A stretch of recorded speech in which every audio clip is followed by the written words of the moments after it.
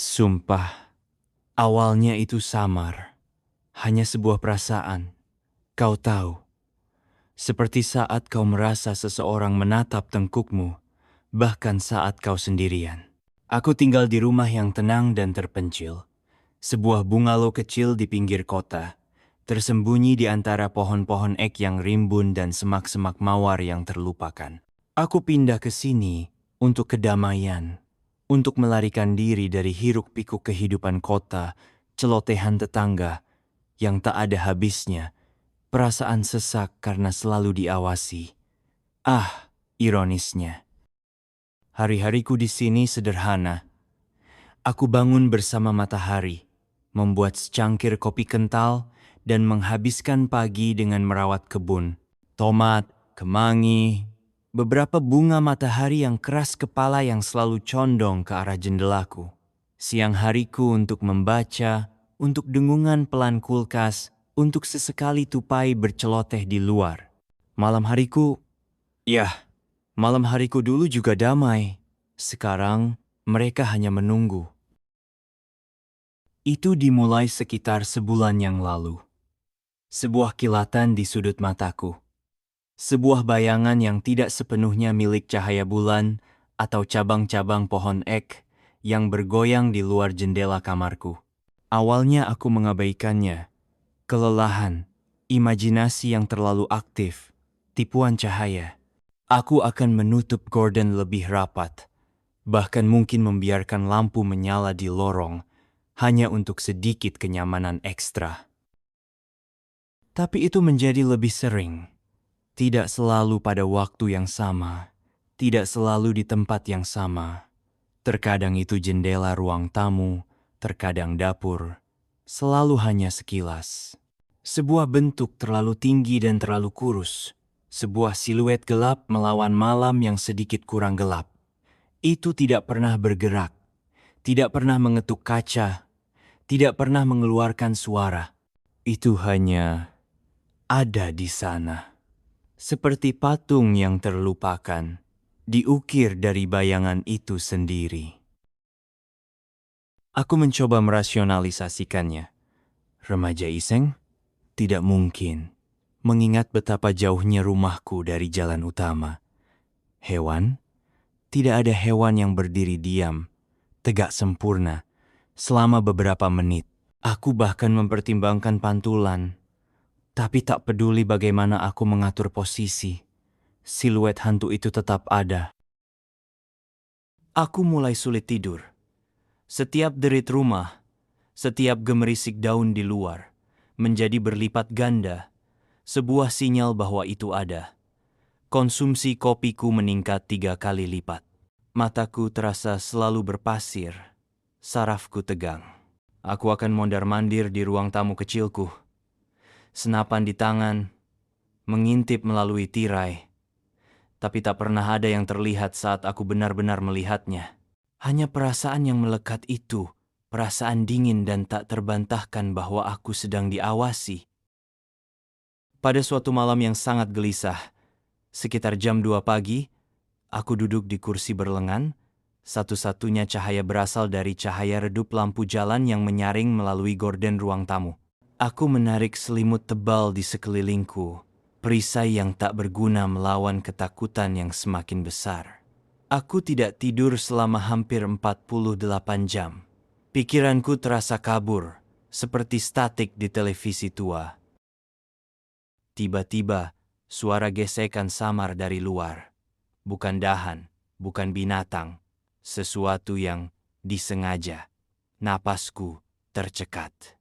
Aku memejamkan mata, lalu membukanya perlahan, fokus pada jendela di seberangku. Terlalu gelap untuk melihat apapun dengan jelas. Tanganku, basah oleh keringat, mencengkeram erat gagang kayu senapanku yang usang. Lalu, itu terjadi. Sebuah wajah muncul di jendela. Bukan wajah biasa. Kulitnya pucat dan sakit-sakitan, hampir tembus pandang, meregang kencang di atas tulang pipi yang menonjol. Matanya, itulah yang benar-benar mengejutkanku. Mereka adalah jurang hitam yang luas, tidak memantulkan cahaya, tidak ada emosi, hanya kehampaan yang tak berdasar. Mereka tampak tenggelam di tengkoraknya, dikelilingi oleh lingkaran hitam yang tampak memar, dan mulutnya itu terlalu lebar, garis tipis dan pecah-pecah yang tampak terpuntir menjadi seringai yang mengerikan, hampir gembira. Lehernya tertekuk pada sudut yang tidak wajar, dan kepalanya tampak sedikit bergoyang, seolah tidak sepenuhnya terhubung. Aku tidak bergerak. Aku tidak bisa. Tubuhku terkunci dalam kelumpuhan yang dingin. Itu tetap di sana, benar-benar diam. Mata gelapnya menatap lurus ke mataku. Itu lebih dekat dari yang pernah kubayangkan. Wajahnya menempel tepat ke kaca, sedikit terdistorsi karena embun. Aku hampir bisa merasakan napasnya, dingin dan basi, di sisi lain kaca. Jantungku berdebar kencang di dadaku, detak drum yang panik di rumah yang hening, pria terpilin. Itulah yang dinamai oleh pikiranku, dalam kejelasan yang disebabkan oleh teror. Gambaran itu terpahat dalam benakku, sebuah gambaran mengerikan dari ketakutan yang murni dan tak tercampur. Tepat ketika kupikir jantungku akan meledak, itu bergerak. Perlahan, kepalanya miring, seringai yang tidak wajar itu meregang lebih lebar, menampakkan apa yang tampak seperti gigi-gigi kekuningan yang memanjang. Lalu, dengan gerakan tersentak-sentak, hampir seperti mekanik, ia mengangkat tangan. Jari-jarinya sangat panjang dan kurus, di ujungnya tampak seperti kuku hitam yang patah. Ia menekan salah satu jari itu ke kaca. Sebuah ketukan samar, hampir tak terdengar.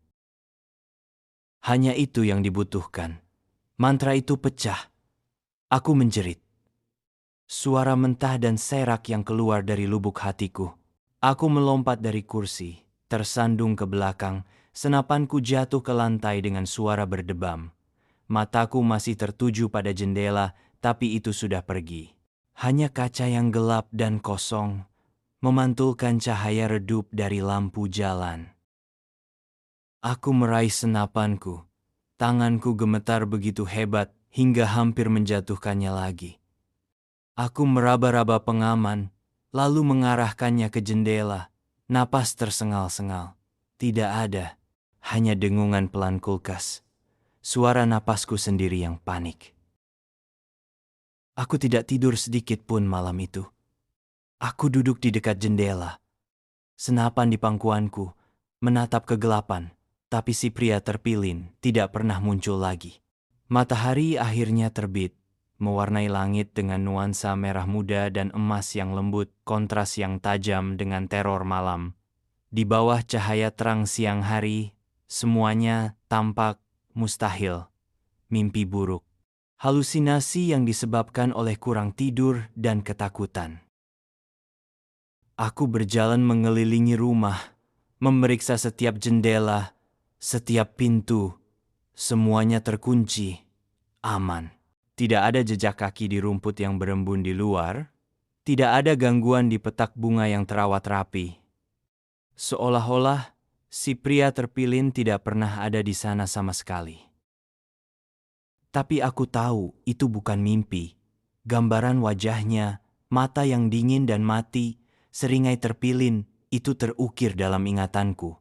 Dan suara satu ketukan yang disengaja itu di kaca, aku masih bisa mendengarnya, bergema dalam keheningan rumahku. Aku tahu saat itu bahwa hidupku yang damai dan terpencil telah berakhir.